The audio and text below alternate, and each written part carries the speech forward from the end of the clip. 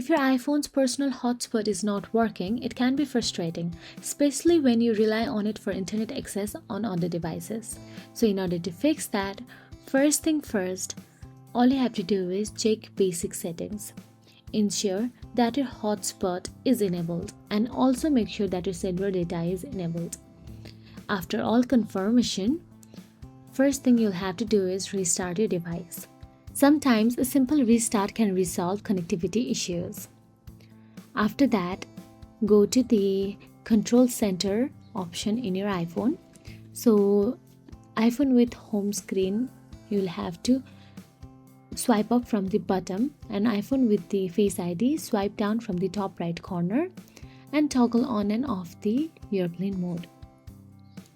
After you do all this, all you have to do is tap on the general option available there, and inside general simply tap on the software update. Then make sure that your iOS is up to date.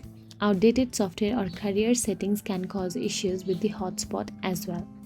So if there is an update available, tap download or install and download it. After that, go back to the settings general again and scroll down and tap on transfer or reset iPhone. Then tap on reset all settings and reset it. So that is it. If you found this video helpful, please like, share and subscribe, and thank you so much for watching.